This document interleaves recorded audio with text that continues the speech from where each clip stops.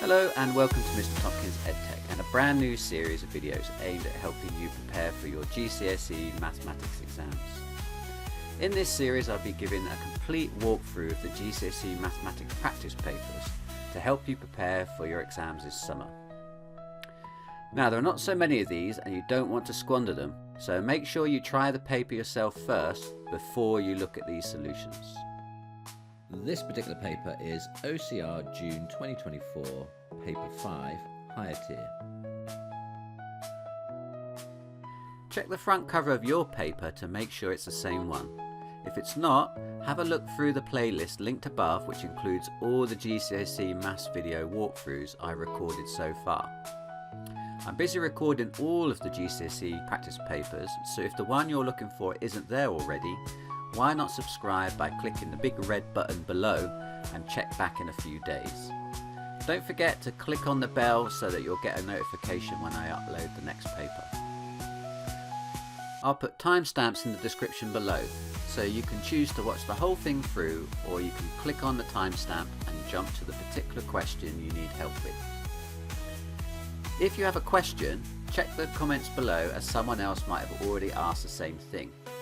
If it's a new question, leave it in the comments and I will try and answer all of them as soon as I can.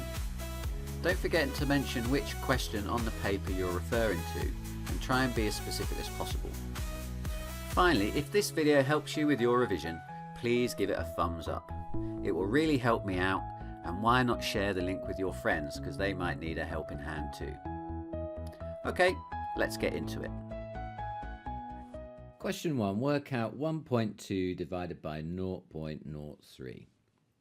Now, when I've got division of decimals like this, I find it easier just to get rid of all the decimals straight away. So if I've got 1.2, I'm just going to write it as a quotient like this, like a bit of a fraction. And then you notice the number on the bottom is 3/100. So if I times that by 100 and that by 100, I'll come up with an equivalent fraction then, won't I? So 1.2 times 100 is 120. And 3/100ths times 100 is 3. So that's the same thing then as 120 over 3, which is a lot easier to do. That's 40 then, isn't it? So 40. Question 2. Kai has these 4 number cards. We've got 0, 2, 5 and 9.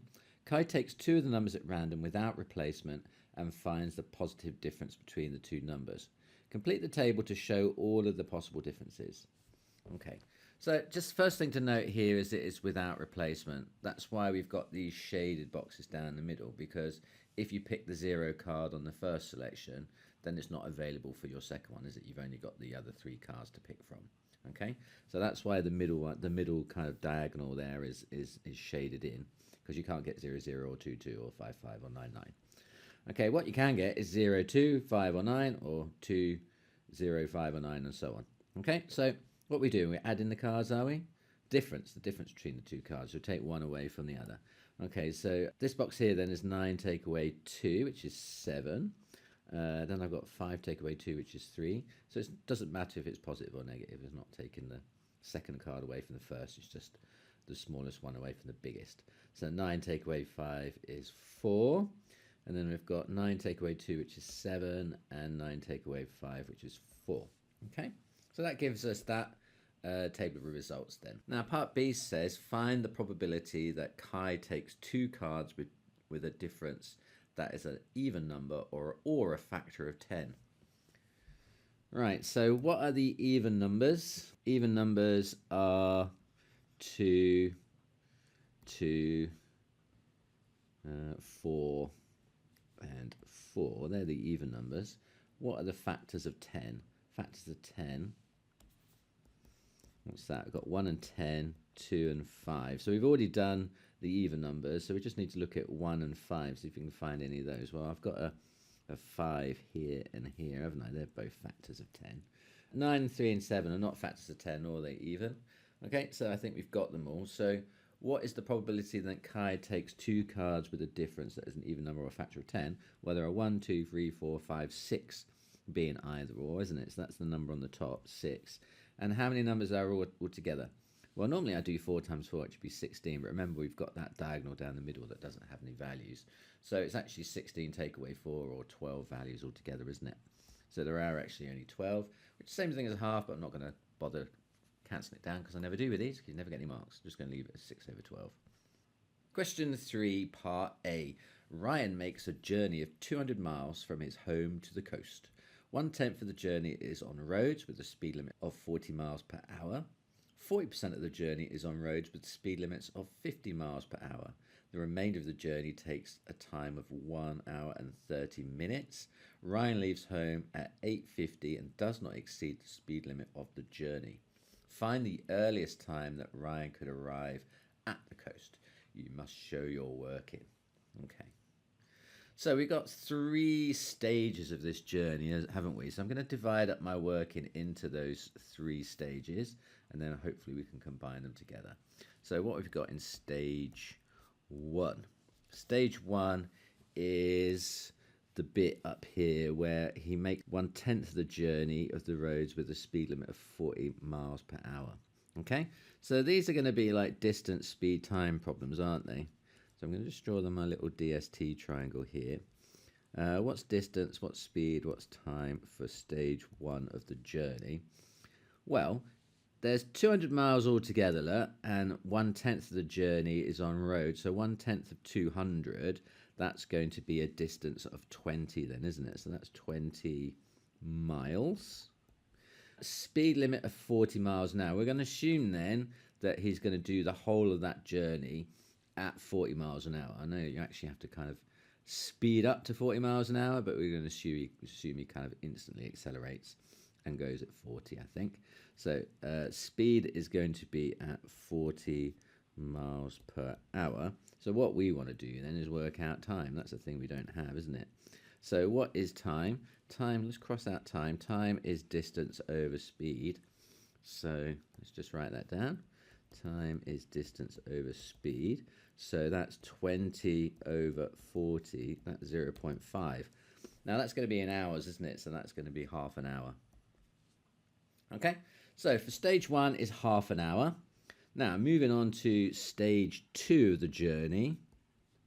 Stage 2 is this bit. 40% of the journey is on a road with speed limits of 50 miles an hour. Okay, so again, DST, what's distance, what's time, what's speed in this part. 40% of the journey, what's 40% of 200? Well, that's 0.4 lots of 200, isn't it? Or 10% is 20 miles, so 4 lots of 20 is going to be 80 miles, isn't it? Another way of doing it. So anyway, the distance is 80 miles. And for that 80 mile stretch, the speed limit is 50 miles an hour. So how much time are we spending on stage 2? So again, time is distance over speed, which is 80 over 50. So that's 8 divided by 5 then, isn't it? What's that? That's goes in once remainder 3. So it's 1 3/5 or 1.6. I'm going to say 1.6 hours for now. So 1.6 hours for stage 2.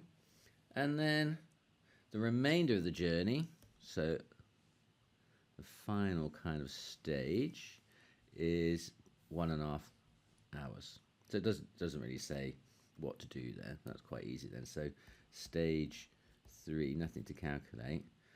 We just know that time taken is 1 hour 30 minutes, which is 1.5 as a decimal, isn't it, of hours.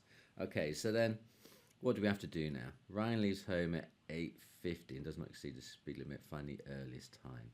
Okay, so if we're at 8:50 and we need to add on half an hour is 30 minutes.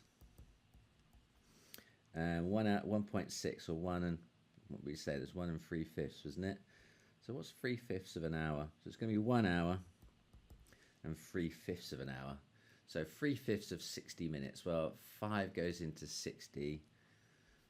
3/5 of 60. What's that?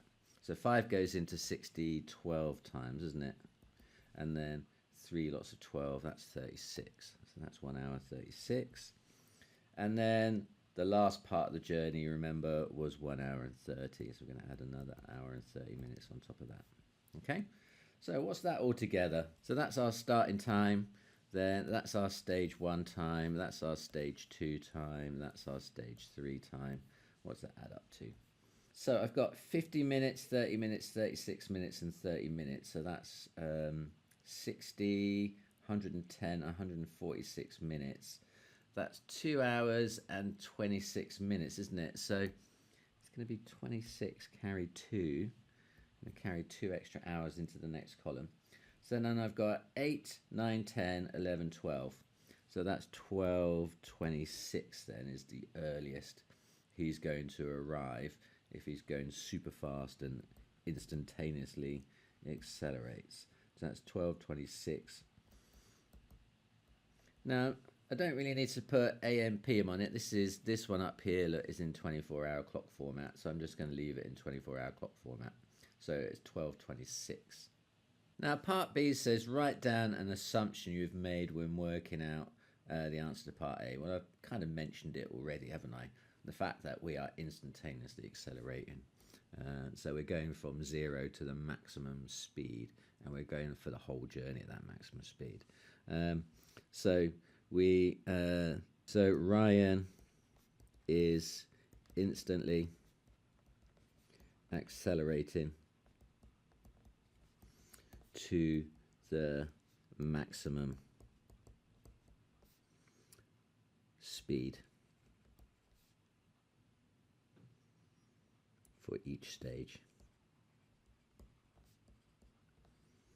Okay, so yeah, we're just assuming it, you know, it's from rest, suddenly he's going 40 miles an hour, which is not possible, but for the just to make the maths easier, that's what we've done. Describe the type of part A says describe the type of correlation shown in the scatter diagram. I think this is positive correlation, isn't it? You can see that generally reading this graph from left to right, the points are mostly going up in a band, aren't they? So that is positive correlation. It's probably what you would think as well, isn't it? You know, people who are good at science tend to be good at maths as well, and vice versa. Part B says one pupil took the science test but was then ill during the maths test and had to leave early. On the scatter diagram, circle the point that is most likely to represent this pupil. Okay, so if he took the science test and did his normal standard in the science test, but was ill and had to leave the maths test early, we would look for a point then that's an outlier. Now there are 2 possible outliers, aren't there? There's the one up here and there's the one down here. These are the 2 outliers. Now this person at the bottom, they did well at science but poorly at maths, whereas the one at the top did well in maths but not so well in science. Now in this scenario, we would expect the student to do better in science because he's there for the whole of the science test. But if he's feeling ropey for the maths test and left before the end, then he's going to underperform probably there, isn't he, in the maths one? So I'm suspecting it's the one at the bottom and not the one at the top. So he did okay in science, but he did pretty poorly in maths. Then C says, by drawing a line of best fit, estimate the test score in mathematics for a pupil who had scored 28 in the science test. Okay, so first we need to draw a line of best fit. Now a line of best fit is a straight line passing through like the general course of the data. So I'm going to draw mine here, look. Now it's not an exact science. Yours might be slightly higher or lower or slightly shallower or steeper than mine, but it should generally kind of pass through the center of the data. It's a good idea to think about the number of points on either side of the line. They're vaguely balanced and it generally follows the trend of the line. I think that's all right. I'm quite happy with that one. Right, and so then now I've drawn my line of best fit. Estimate the test score in mathematics for a pupil who scored 28 in the science test.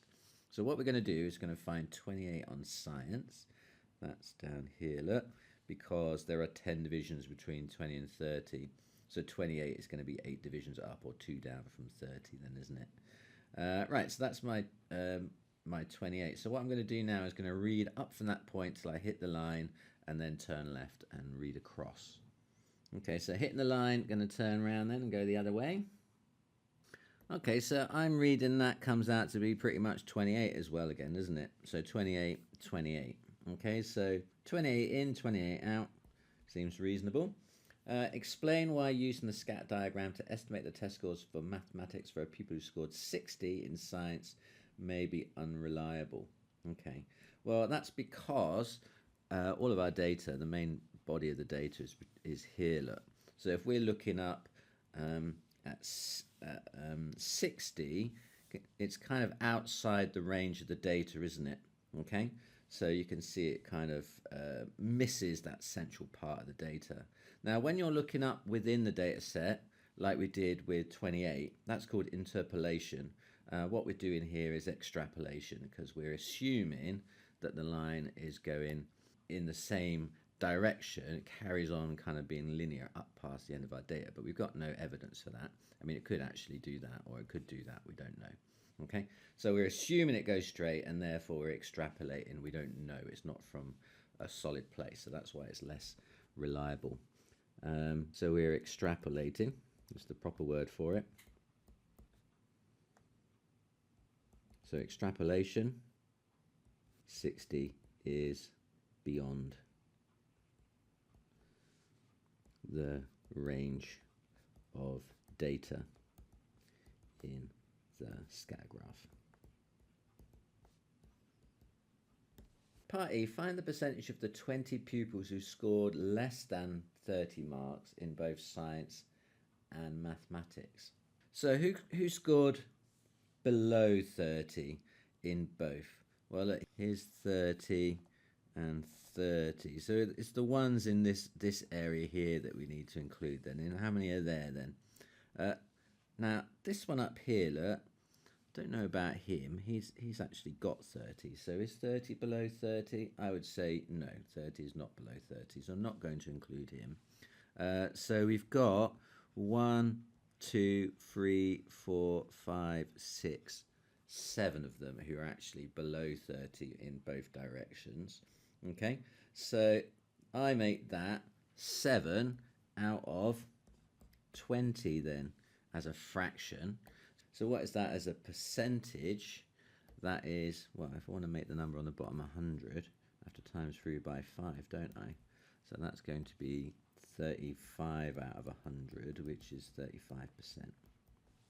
Question 5. Triangle ABC is drawn below. Using a ruler and compasses only, construct and shade the region which is closer to AB than to AC. Okay, so AB is this line. AC is this line.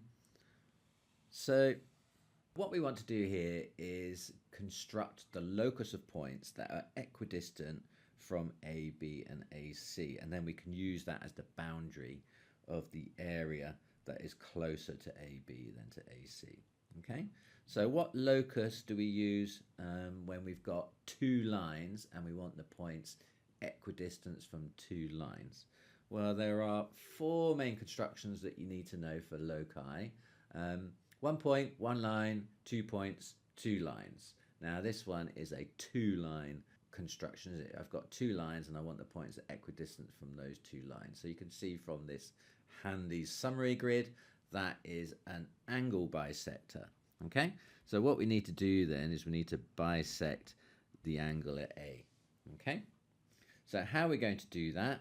Well, we're going to use our compasses. We're going to put the tip of the compass at A, and we're going to draw an arc that cuts both AB and AC, like so. Now, once I've made that arc, now you'll notice it cuts my 2 arms of my angle in 2 places, here and here. So what we're going to do is we're going to take the tip of the compass, I'm going to stick it in those 2 points, one after the other, and draw a second arc. Okay?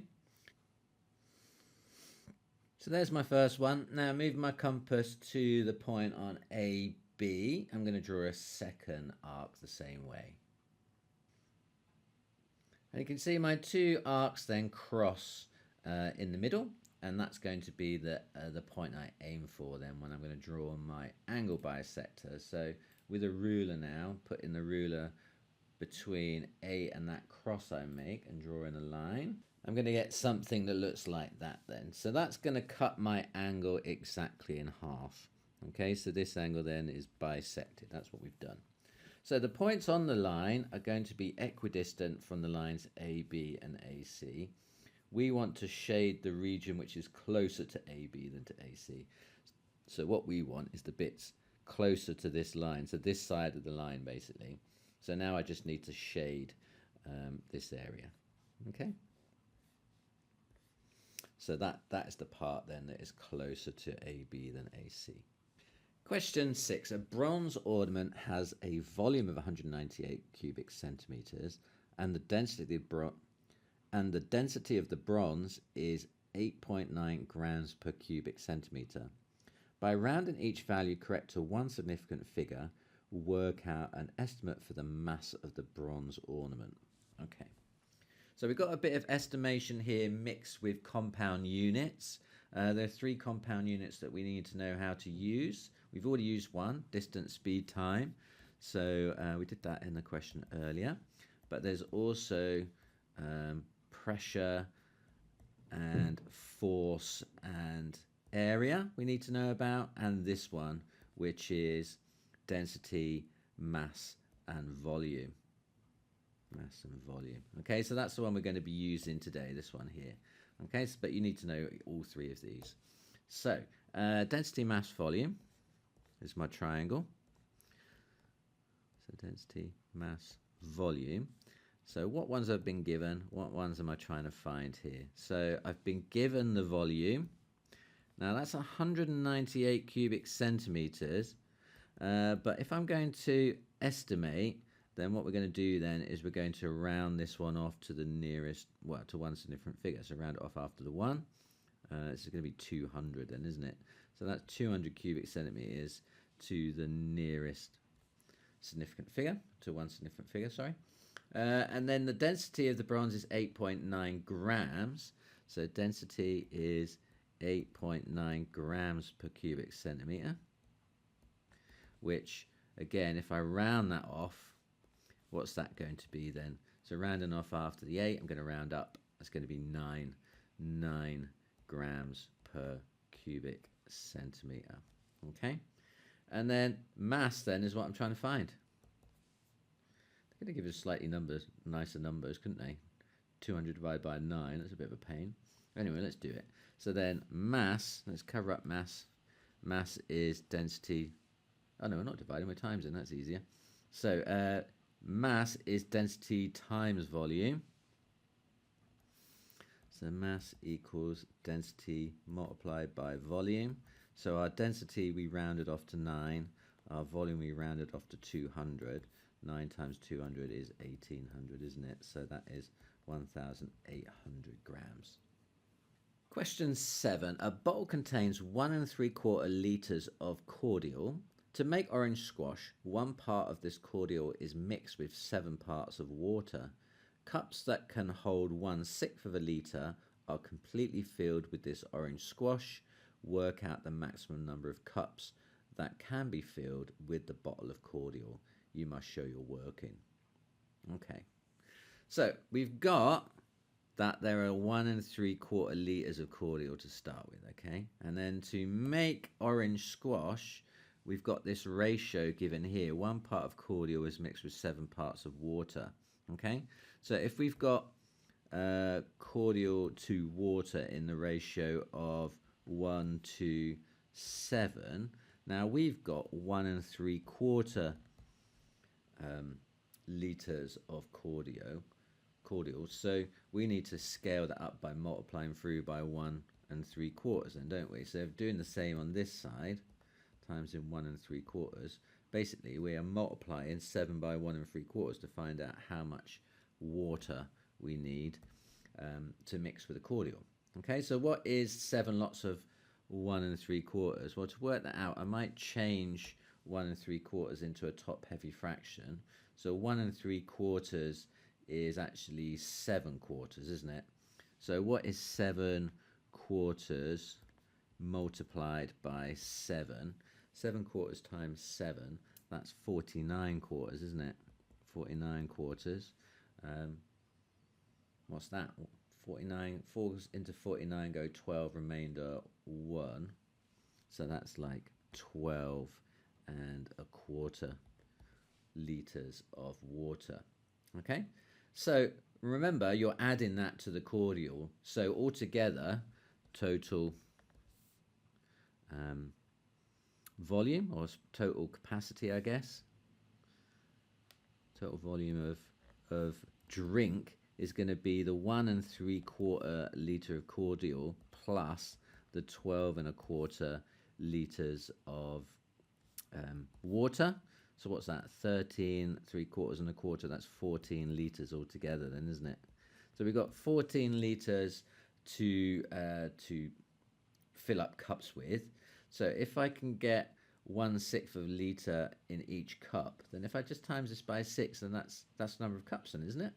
Yeah. So like 1/6 of a liter completely fills a cup. So 1 liter fills 6 cups. So total cups filled is going to be the 14 liters of cordial, 14 liters of drink that I've got, times the 6 cups I can fill with each liter. So what's 14 times 6? 10 times 14 is 140, so 5 times 14 is 70. Then another 14 would be 84, and so that's 84. 84 cups. Question 8. Y is directly proportional to x. Write down the percentage increase when y in write down the percentage increase in y when x is increased by 100%. Okay. So if y is directly proportional to x, y proportional to x, then y is equal to some value of k times x. Okay. Now, if you're replacing x with twice as much, if it's increased by 100%, then you're doubling this, aren't you? So this bit here gets multiplied by 2. So this is also going to be multiplied by 2, then, isn't it? So you're going to end up with twice as much. Okay, so it's just another 100% then, isn't it? So we're going to increase it by 100%. Part B says Z is inversely proportional to X. Write down the percentage decrease in Z when X is increased by 100%. Okay, so if Z is proportional to inversely proportional to X, Z is proportional to 1 over X. In other words, Z is equal to some constant over X. Now, if this time you increase X, let's say we replace X with 2X, then I'm going to get Z is equal to K over 2X, which is the same thing as Z is equal to a half of K over X. So we did get K over X, and now we've got half of K over X. So that means it's decreased by half, and that is 50% then, isn't it?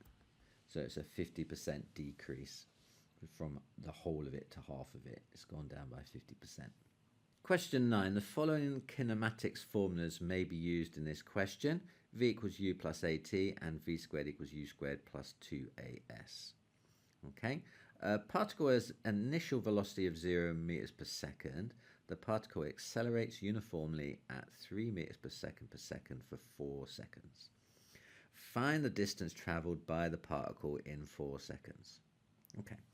Now, I refer to these kinematic formulas often as like the SUVAT formulas because they contain those letters, the S, U, V, A, and T. Now, not all of the SUVAT formulas contain all of the letters. So you see the first one hasn't got an S in it, but all of them have either S, a U, a V, an A, or a T. So S is distance, U is initial velocity, V is final velocity, A is acceleration, and T is time.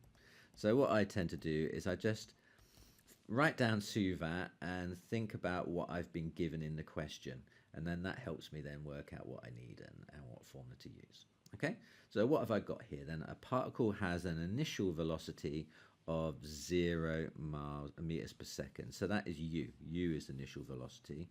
So I know that U is 0 meters per second. Okay. Now the particle accelerates uniformly at 3 meters per second. So that is my A, 3 meters per second squared. And then this is going to be my time then, isn't it? So time is 4 seconds. Find the distance traveled by the particle in the first 4 seconds. So I want S. Okay. Now, the only formula that has got S in it is that second one down here, isn't it? S is here. It's at the end. So we need to use that formula to find S because S isn't in the first formula. The problem with that is that second formula has got V in it, and we currently don't know what V is.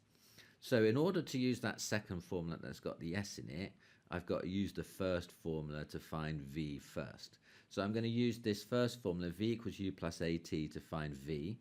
Once I got V, then I can use the second formula to go on and find S. Okay? So using V equals U plus AT, just subbing in what I've got, 0 plus A, which is 3, times T, which is 4. Okay, so I forgot to highlight those when I was going through. So yeah, so I've just put in the time and the acceleration and the velocity and the initial velocity from our starting values, and that is going to give me V is 12. Okay, so that's the final velocity is 12 then, 12 meters per second. So now I've found that V is equal to 12. I can add it into my SUVAT values, and now I can go on and find S, can't I? Now I've got V, I know everything I need to find S.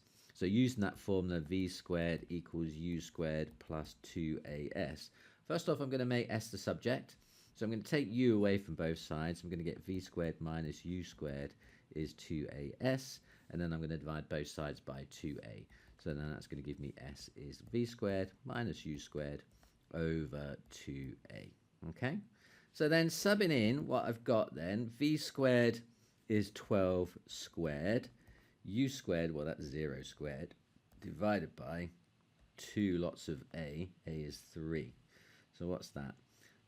12 squared is 144 minus 0 is just 144. And 2 times 3 is 6. So 6 is into 144. Well, 6 is into 120, go 20 times, and plus another 24 is another 4 times, and isn't it? It's not 24 times altogether. So then S is equal to 24. What's the units? I've got meters per second and meters per second squared and seconds, so that's going to have to be meters, isn't it? So that's 24 meters. Question 10. The diagram shows an equilateral triangle and a rectangle. The equilateral triangle has the same perimeter as the rectangle. Find the value of A. Okay. Well, the perimeter of the triangle is pretty straightforward, isn't it? So the perimeter of the triangle is just the 3 sides added together, and because it's an equilateral triangle, it's just 3 lots of the one side, really, isn't it? It's going to be 3 times 14. So what's that? 14, 28, 38, 42. So that's 42 centimeters. So then, what's the perimeter of the rectangle going to be? The perimeter of the rectangle, well, it's going to be, if you walk around this, it's going to be A plus 5 plus A plus A plus 5 plus A then, isn't it? Okay? So it's going to be A plus 5 plus A plus A plus 5 plus A, which is equal to, I've got 1, 2, 3, 4 A's, and I've got 5 and 5. Well, 4 A's is just 4A, and 5 and 5 gives me 10, collecting like terms, isn't it? Okay, so I've got 4A plus 10 is the algebraic version of my perimeter, but because I know that these two things must be equal, I know then that that must be equal to 42. Okay, so if I've got 4A plus 10 is equal to 42, then 4A is going to be equal to 32, taking 10 away from both sides, and then dividing through by 4. 4's into 32 go 8 times, so I'm going to get A is equal to 8. Question 11, vector A and vector 2B are drawn on this grid. So there's 2B and there's A. Write down vector A as a column vector. So Column vectors are always of the form x on the top and y on the bottom, where x is the distance between like the start of the vector and the end of the vector in the direction of x. Now to go from one end of this vector to the other, I can draw a little triangle like this. So you can see then that I'm going 3 units to the left and 1 unit up to go from one end of that arrow to the other. Now the x value is positive in like the going to the right. Now we're going to the left, so that would be -3, and I'm going 1 up now. That's a positive direction, so it's going to be 1. So I'm going to go -3 units to the right, or 3 to the left, and I'm going to go 1 unit up. So the vector is -3, 1. Part B says write a column vector that is different in direction but has the same length as vector A. So I could, if I wanted to, go in the opposite direction, so has the same length but it's going in the opposite direction. So the easiest thing to do would be doing that. So that would be 3 to the right and -1 up. So 3 minus 1 would be fine for that. Now there are a range of possible answers here. I mean, any one where you're going 3 in one direction and 1 in the other would be the same length. So there are a range of possible ones. So if you did a slightly different one, doesn't mean it's wrong. It just means, but one of the numbers has to be 3, one of the numbers has to be 1, and it has to have like, yeah, it can't be one you've already done. It can't be -3, 1, but any other combinations of 3 and 1 would be fine. Now we need B for the next part. So before I just roll the screen up, I'm just going to work out what 2B is. 2B is, well, it's 0 to the right and it's 4 down. So it's going to be 0 minus 4 like that. So 1B, B is going to be 0 minus 2 then, isn't it? So that's the vector B. So we need it for the second part of the question. So then for the second part of the question, it says on the grid below, draw the vector A minus B. Well, A is the vector -3, 1, and B is the vector 0, minus 2. Okay, so if we're going A minus B, we're going with A but against B.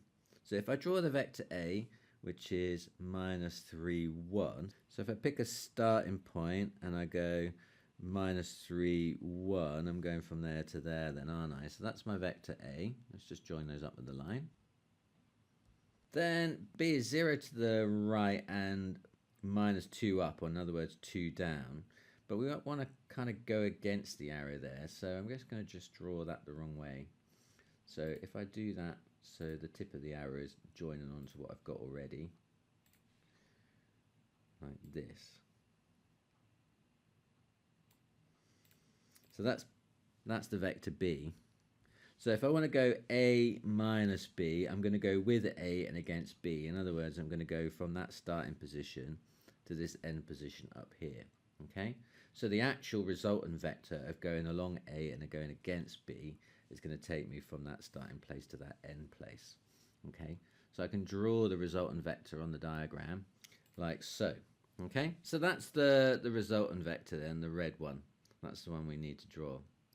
Now the other way of doing it is just kind of doing the maths with these things. I mean, I could have just done A -3, 1 minus 0 minus 2 and worked it out first. So -3 minus 0 is -3, and 1 take away -2 is 3. So the vector I'd need to be drawing is -3, 3, which is, if you think about it, that is the vector I have drawn. Okay, so you can do it in two ways. Either you do the maths with the vectors and then draw the resultant, or you can just string those vectors together and then draw what you get after you travel along them all. Okay, horses for courses, which way you prefer, but either is going to give you the right answer. Question 12a. Sasha invests £1,000 at a rate of 5% per year compound interest. Sasha says, after 1 year, my investment will get £50 in interest and will be worth £1,050. Therefore, after 2 years, my investment will get another £50 in interest and will be worth £1,100. Is Sasha correct? Give a reason for your answer. Well, she's not correct, is she?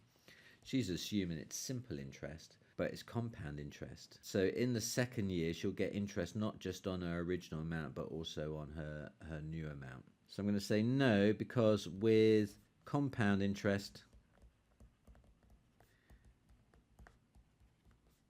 you receive interest on your interest,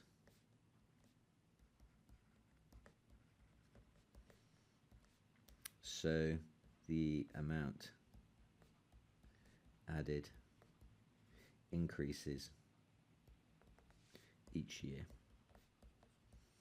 Okay, it's probably a little bit longer than the minimum thing you need to write down for a mark, but I like to be thorough. There we go. Didn't take too long to write it down.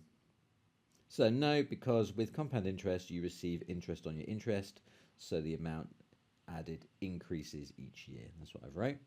B says, Sasha buys a car. The value V pounds of the car after n years is given by the formula V equals A times BN.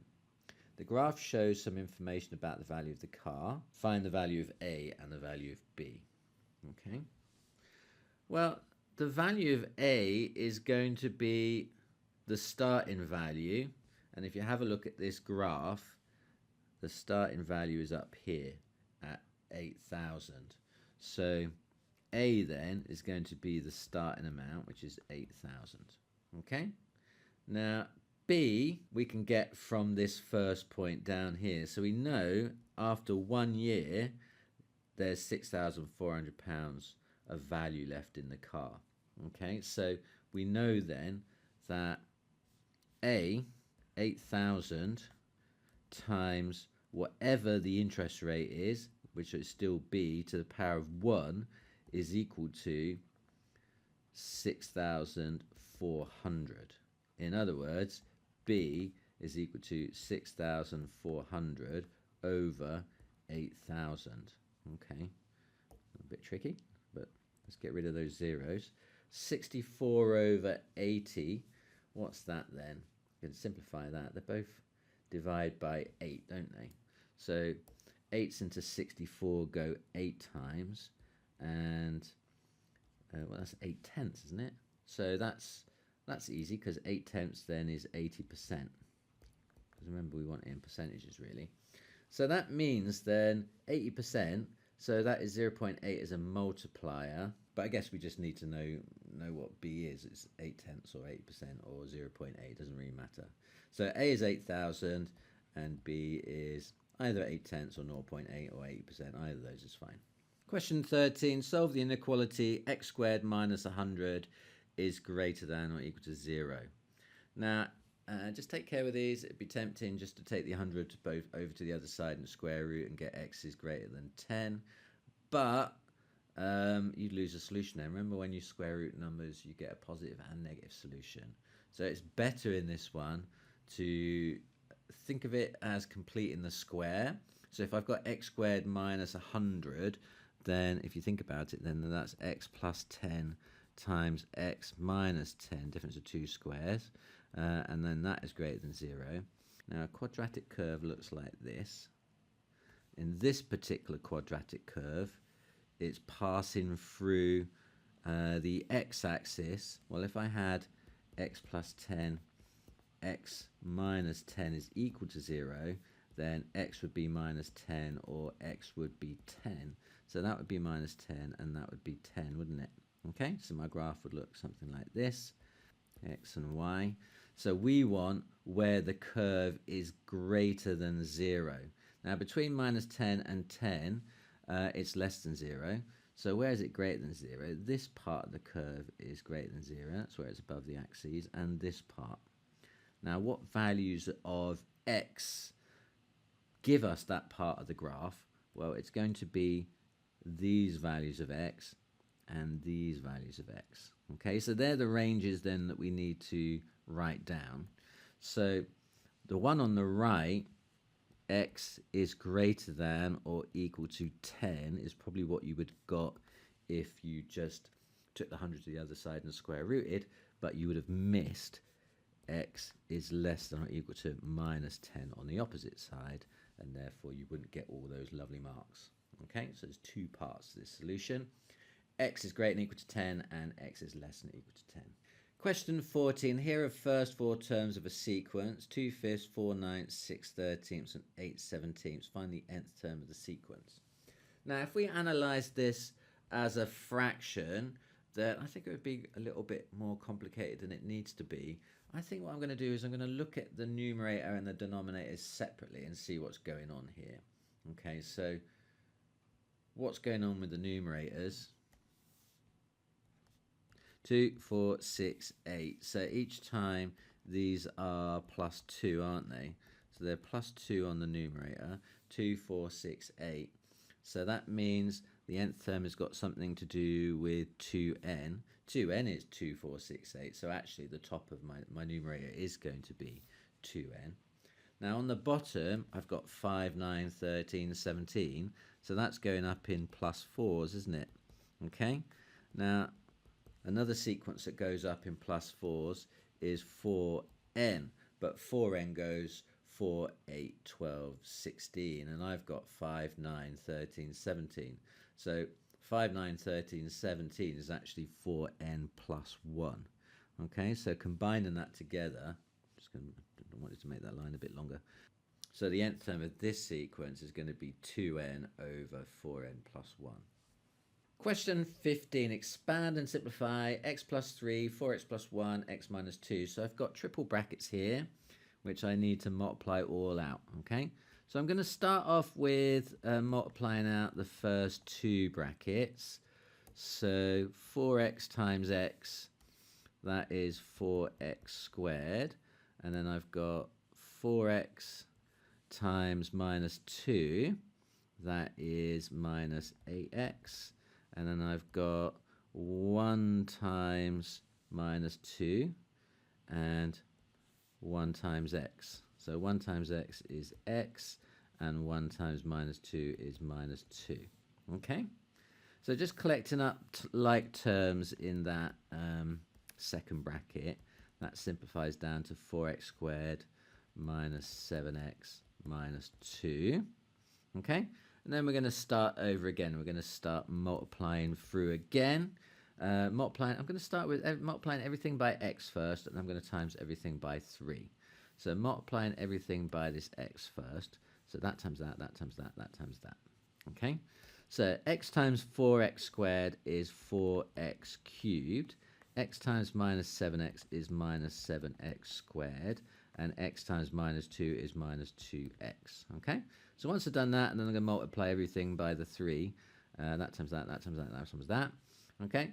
Before I do that, I'm just going to drop down a line and come in a little bit, because 3 lots of 4x squared is 12x squared. So I'm going to write that underneath the 7x squared, because I'm kind of grouping it together. I've kind of got a column then of these that I can then add up in a minute. Okay? And then similarly, 3 times minus 7x, I'm going to write under the 2x. That's going to give me minus 21x. Okay? Now it just makes the next step of collecting like terms easier when you get lots and lots of terms like this. Okay, so it's just a good habit to get in to do it. You know, as things get longer, being organized is just going to help your maths a lot more. Okay, so then I can just kind of add those up then. So that's going to be 4x cubed. The yellow one's going to add up to 12 take away 7. That's 5x squared. Minus 2 and minus 21 is minus 23x. And I've got minus 6 on the end. So that's my answer. 4x cubed plus 5x squared minus 23x minus 6.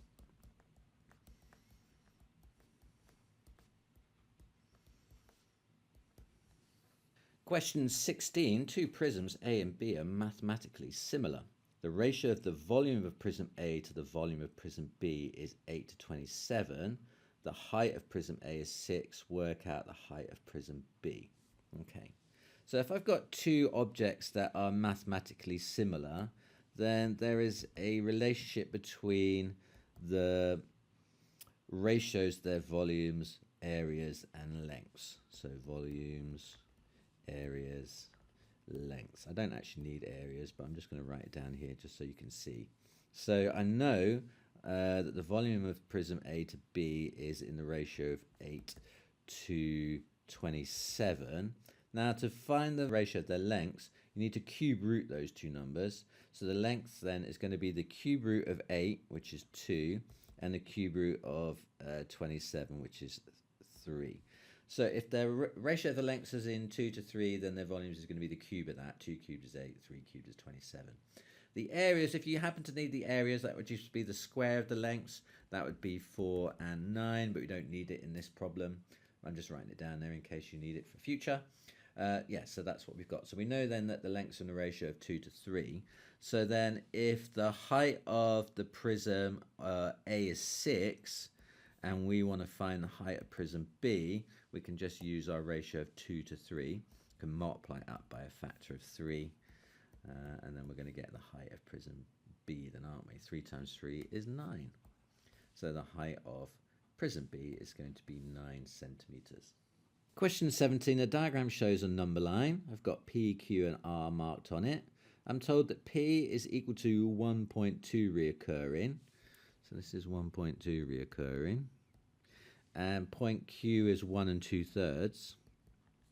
And Q is the midpoint of PR. So that's halfway to R then, isn't it? So find the value of R.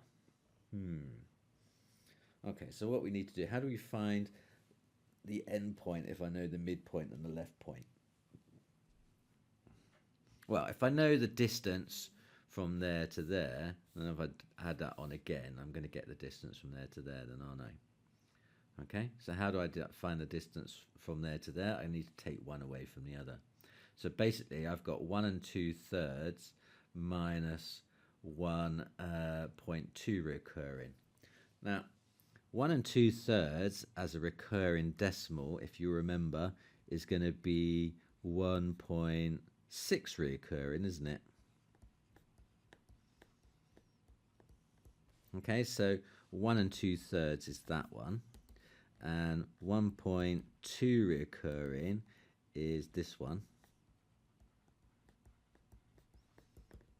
Okay, so subtracting one from the other, the difference between those two numbers, what's that then? That's going to be 0. Wasn't it going to be 4. It's going to be an infinite series of 4s, isn't it?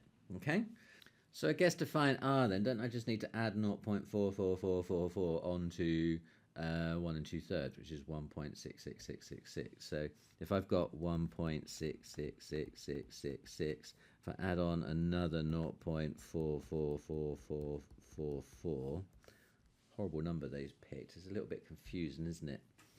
I think we're going to get 2.111111. Do you agree with me?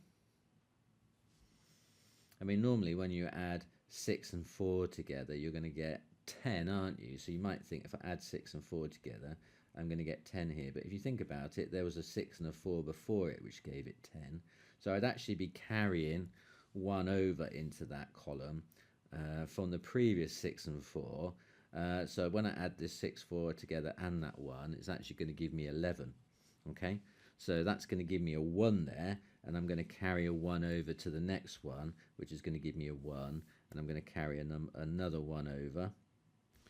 So I'm going to end up carrying all these 1s over like this, and I'm going to end up getting 1s, 1s, 1s, 1s down here, and then 1 and 1 make 2 on the end. So I'm going to end up with 2.111111.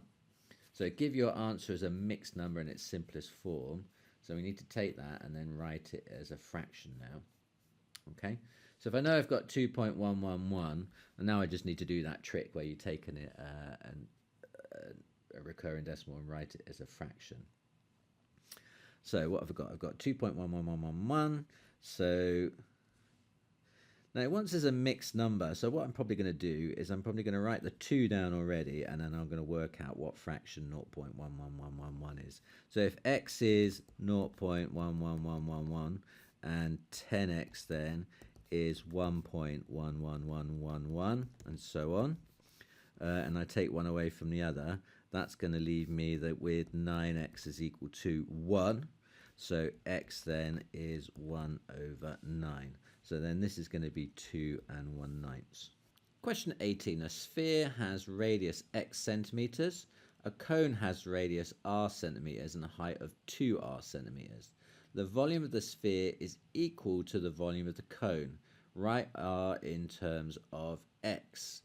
The volume of the sphere with radius r is v equals 4/3 pi r cubed. Sorry, that should be pi there, not r.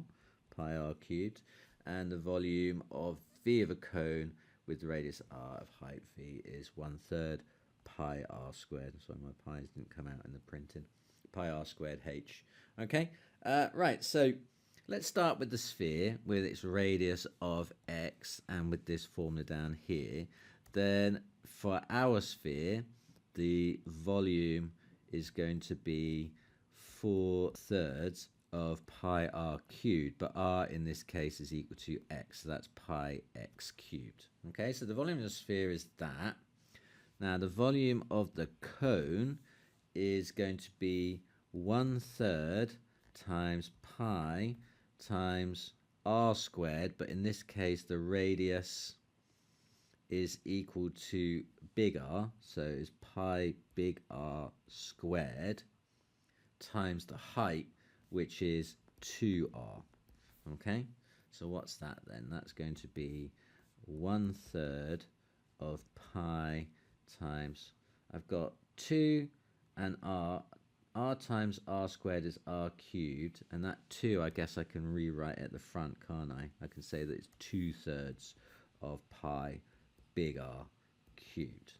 Okay, so that's right, isn't it? So if I'm told then that the volume of the sphere is equal to the volume of the cone, then I'm saying then that 4/3 pi x cubed is equal to 2/3 pi r cubed. Okay, now there are certain things here that are on both sides. So if we divide through by them, we're going to get rid of them, aren't we? So if I divide both sides through by pi, the pi's are going to disappear. If I times both sides through by 3, the 3's are going to disappear. That's going to leave me with 4x cubed equals 2r cubed. So then if I divide both sides by 2, I'm going to get 2x cubed is equal to r cubed. Okay, now I want r in terms of x. So if I want to get r by itself, I'm now going to have to find the cube root of both sides. So then r is going to be the cube root of 2x cubed. Now I can break that up into 2 cube roots. I can say, well, that's the cube root of 2 times x. Okay, like that. Either is fine, I guess. I think that one might be slightly neater. So r is equal to the cube root of 2 lots of x. Question 90. Describe fully a single transformation that is equivalent to a rotation of 20 degrees anti-clockwise about the origin, followed by a 70 degrees clockwise rotation about the origin. Okay, so if I've got like a shape and I'm rotating it 20 degrees anti-clockwise, I'm going like 20 degrees in that direction, and then I follow it up immediately by 70 degrees going in the opposite direction, then this 20 is going to cancel out with some of the 70, isn't it? So if I go 20 anti-clockwise and then 70 clockwise, then that's the same thing as going 50 clockwise altogether, and isn't it? Okay, because like this part here, that 20 in that direction is going to cancel out a little bit of this change. So you might have just, go 20, come back 20, and then go on another 50. Might as well just gone on along at 50 to start with. So that is equivalent to a 50 degree clockwise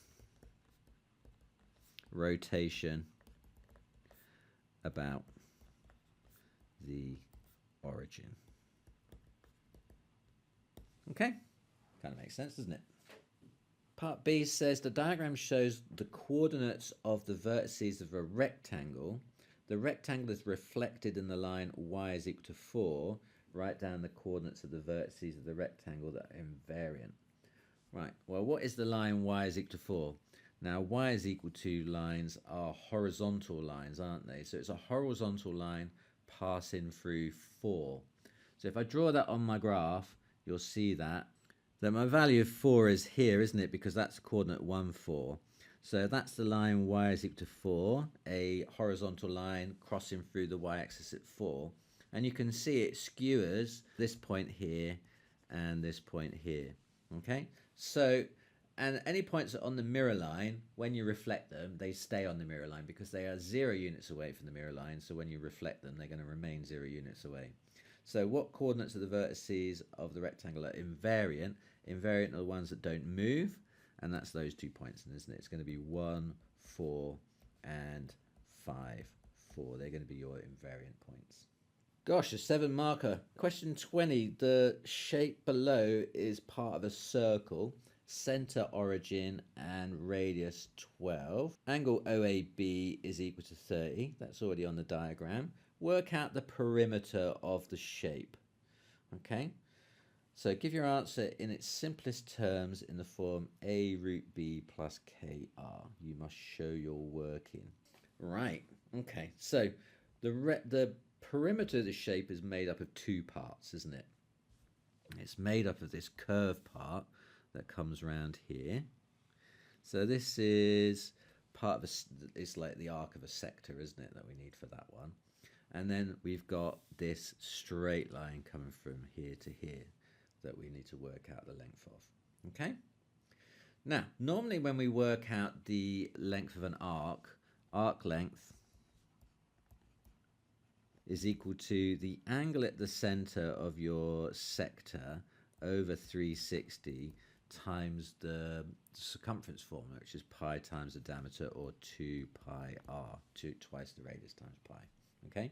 Problem is, we don't actually know that angle yet, do we? Or do we? Do we know this angle up here? Do we know what theta is?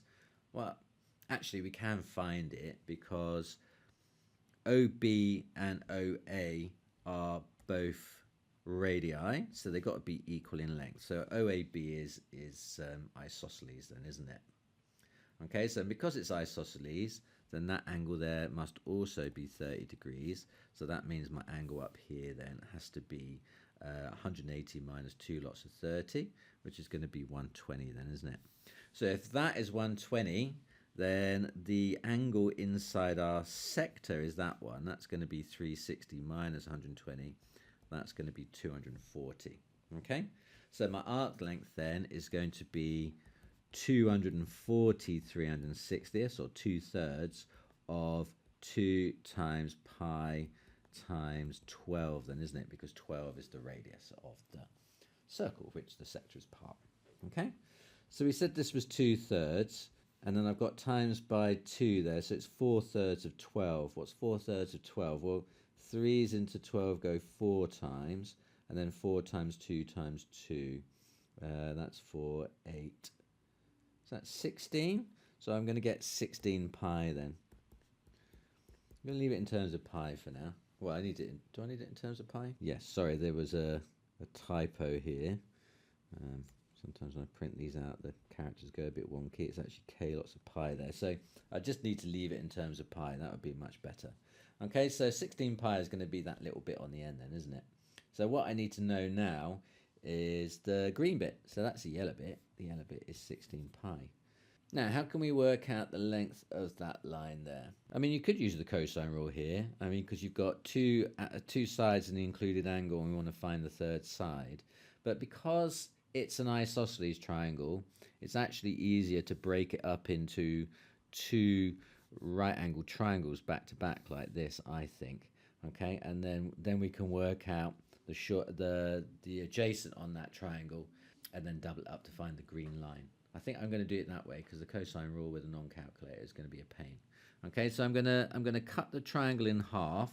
So I've got this triangle, which is, so half of that angle at the center is going to be, well, it's going to be 60, isn't it? I don't really need it. I've got the 30 there already. That's 12. That's the hypotenuse. I want the adjacent. Okay, I don't want or care about the opposite. So which ratio is that? I've got SOHCAHTOA. So I want the hypotenuse and the adjacent. I don't actually want the opposite, so I'm going to get rid of the ones with the opposite in. So it's CAH, isn't it? It's the cosine. So cos theta is equal to the adjacent over the hypotenuse. So that's the cos of 30 is equal to the adjacent. I haven't really got anything on the adjacent. Let's just call it x. Okay, I'll put that x there and I'll put an x here. So x over 12 then, isn't it? So then x then is 12 cos 30. So what is the cosine of 30? Now, again, slight problem. This is non-calculated paper. I don't have my calculator to quickly pull up my values of sines and cosines and tangents, but I do have a handy way of remembering all the ones I need to know for the exam, and that's my kind of shrink-rayed version of all of the values. I kind of remember it like this. So sine cos of 0, 30, 45, 60, 90. I write the numbers 0, 1, 2, 3, 4, and I turn them around and write 4, 3, 2, 1, 0, and that's all over 2. So then the cos of 30 is that number there, isn't it? That 3, but it's under the root symbol. So cos 30 is root 3 over 2. Okay, so my x value is 12 times root 3 over 2. That 2 can cancel into the 12, giving me 6. That means x is 6 root 3. Okay, so then the total perimeter is going to be the 16 pi I got earlier plus my 6 root 3 for x and my other 6 root 3. So to find 2x, I need to find, the green line is actually 2x, isn't it? So 2x is going to be 12 root 3. It's going to be twice 6 root 3. So then that's my green line, 12 root 3. So then my total perimeter then is going to be 12 root 3 plus 16 pi. Okay, so that's the green bit, 12 root 3, and that's the yellow bit, 16 pi. Question 21. Work out the coordinates of the intersection of the graphs y equals 5 minus 2x and y equals 3x squared. You must show your working. Okay, so I'm going to be solving these simultaneously by a method called substitution. I can't eliminate here because I don't have two linear equations. I've got one linear equation here, y equals 5 minus 2x. I'm going to call that equation 1. And I've got a quadratic, haven't I? Y is equal to 3x squared, which is my equation 2. Okay, now I'm not just going to have to take one away from the other and get rid of things. So what instead I'm going to do is I'm going to substitute one into the other. Now you can see they both begin with y. So if y is equal to this and y is equal to this, then they must both be equal to each other. So I'm going to substitute equation 1 into equation 2, and that's going to give me 3x squared must be equal to 5 minus 2x, isn't it? Okay. So then bringing everything over to one side, I'm going to get 3x squared plus 2x minus 5 is equal to 0. So now I've got a quadratic. I can just factorize it and solve it, hopefully. So double brackets. So I've got 3x squared at the beginning. I'm going to have a 3x and an x at the start of my brackets. I've got a minus number at the end. Must mean that I have a plus and a minus inside my brackets. And my number on the end is 5, which is handy because not many factor pairs of 5 are there. It's prime, so it's just 1 and 5. Has to be that pair. So I want to put them in a way that they add up to 2x in the middle. Now you might want to think, well, 1 and 5 isn't going to make 2. But remember, one of them gets multiplied by that 3x, which is going to change things somewhat. So if I put the 1 at the end and the 5 there, so then the 5 times x is going to give me 5x, and the 3x times the minus 1 is going to give me minus 3x, which should give me the 2x in the middle that I'm looking for. Okay, so then I've got 3x plus 5, x minus 1 is equal to 0. Now if you've got two things multiplied together and they give you 0, then one of them must have been 0 to start with. So either that's equal to 0 or that is equal to 0. Okay, so then if that is the case, then solving for x, taking 5 to the other side and divided by 3, I'm going to get x is minus 5 over 3 as one of my solutions, or x equals 1 as my other solution. Okay, so I'm going to get minus 5 thirds and 1 as two of my points of intersection of these two curves. Because like one is a quadratic and one is linear, you do tend to get 2 points of intersection. So I found my x values. I need to find the corresponding y values now. Just get rid of that to make some space. So in order to get the y values, I need to sub my x values back into one of my equations. Now it'd be foolish to sub them into equation 2 because it's quadratic. Much better to sub them into the linear one. So I'm going to substitute these into equation 1. So first substitute in x equals minus 5 thirds into equation 1. What's that going to give me? So I've just gone off the edge a little bit there, I think. So I'm going to have y, the value I'm looking for, is 5 minus 2 lots of minus 5 thirds then, isn't it? So what's that then? That's going to be y is equal to 5.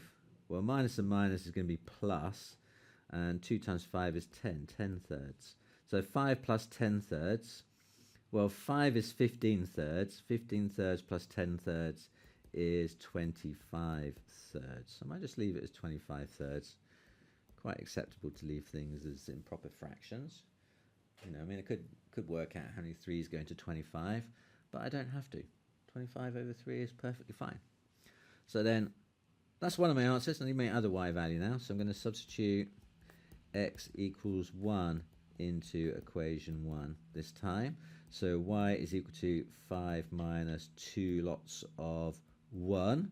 So 5 take away 2, that's basically 3, isn't it? Y is equal to 3. Good. Now, if you get a minute, some spare time at the end, you might want to sub both those numbers into equation 2 and just double check that they are equal to each other to check it.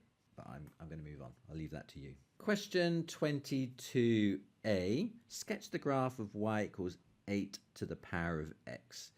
Indicate any values where the graph crosses the axes. Now, it really doesn't matter what value you're going to get here when you're sketching this graph, because they all look the same. This is an exponential graph. Exponential curve. And they always look the same. You're going to have a curve which is hugging the x-axis for the negative values. Okay, and then it kind of increases slowly, passes through the axis there, and then rapidly increases up like that. Okay, that's what an exponential curve looks like. So on the left-hand side, you're seeing it getting closer and closer to x, but never touching. It passes through the y-axis at 1 because x is 0 on the y-axis and 8 to the power of 0 is 1. This is what I mean about it doesn't really matter what that value is there. It could be any number and it would always pass through 1. And you can see it kind of zooms up on the other side as exponentials do.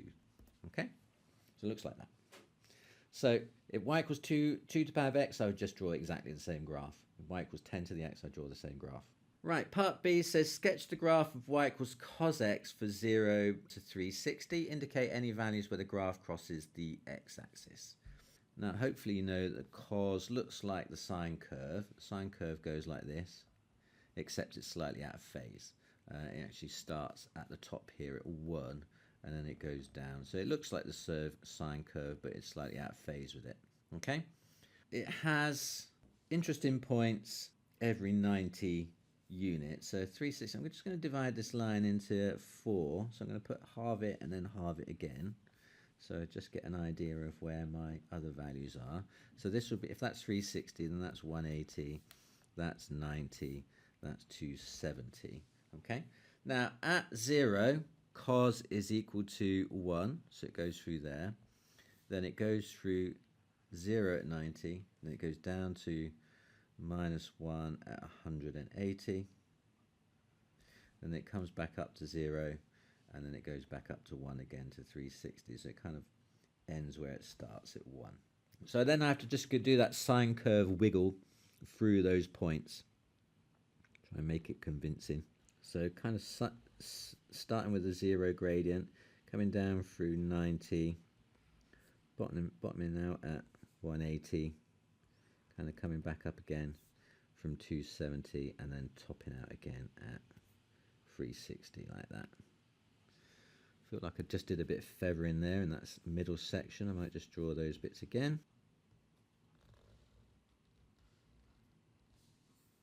Okay, that's a little bit better. Okay, so I'm happy with that. Yes, it's got that same sine curve shape, but it starts at 1 and ends at 1 rather than at 0 with sine would do in that range. Question 23. In a survey, 50 people are asked which sports they watch. The results are shown in the Venn diagram. Part A says one person is chosen at random from those that watch athletics. Find the probability that this person watches only one other sport. Okay, so we are picking from people who watch athletics. So that is everyone inside the athletics circle. So these are the ones we're picking from. Okay, so in terms of the probability of this is what we call conditional probability. We want to know the probability that they watch one other sport given that they watch athletics. Okay, so the given part is that the fact they're inside the yellow circle. Now, so that means the probability of this, the number on the bottom, the denominator is how many people we're picking from. That's the sum of all the people inside that yellow circle. So you've got the 4, 6, 1 and 5. That adds up to 16. So that's going to be the number on the bottom of your fraction. Okay? So 16 is the number on the bottom of the fraction. So what we want is one other sport other than athletics, I guess. So it's going to be these guys in here or these guys in here then, isn't it? Now the ones in the middle watch all three sports, so they're no good. So it's just those two bits there. So one other sport would be the ones who watch football with athletics or the ones that watch golf with athletics. So 4 plus 5, that's 9 altogether. So it's going to be 9/16. Part B says 2 of the 50 people are chosen at random. Show that the probability that one of them watches only football and the other watches only golf is 2/35. Now either we pick someone who likes football only first and then someone who likes golf only, or we pick the other way around, don't we? We pick someone who likes golf only and then someone who likes football only. These are two different outcomes that we need to consider. Okay, so that's what we want to work out then. So probably we want to find the probability that one of them is football only and the other one is golf only, or the other way around, golf and then football. Okay, so let's think about the probability of picking football only and then golf only. So on my first selection, probability of picking football only. Football only is those 10 in the top left corner then, aren't they? They're the 10 who like football only. So that's going to be 10 out of, you've got everyone to pick from that first selection. But on my second selection, I'm going to have one less person, aren't I? So it's going to be 49 people left to pick from. And the number of people who like golf is going to be those 7 down there. Golf only is going to be those 7. Okay? So that's going to be 10/50ths times 7/49. Right, and then adding on the other way around, probability of golf only, that's going to be 7 out of 50 if I pick the golf one first, and then I'm going to be timesing that by football only, which is 10/49. Okay? What is 50 times 49? That's a lot, isn't it? Hopefully you can cancel some of these down. Well, if I cancel the 7 into the 49, that's going to leave me with 1 and 7 then, isn't it? And if I cancel the 10 into the 50, that's going to be 1 and 5. And I can do the same thing on the other one, can't I? And that's 1 and 7 and 1 and 5 like that. So actually what I've got is 1 times 1, which is 1, and 5 times 7, which is 35. So I actually get 1 over 35 plus 1 over 35, which handily is going to give me 2 out of 35, which is what we were hoping to get then, isn't it? Okay, so show that the probability that one watches only football and one watches only golf is 2 out of 35. Yes, we showed it. It's there, look. Mr. T, he's the best, helps you ace every test. Maths worries now.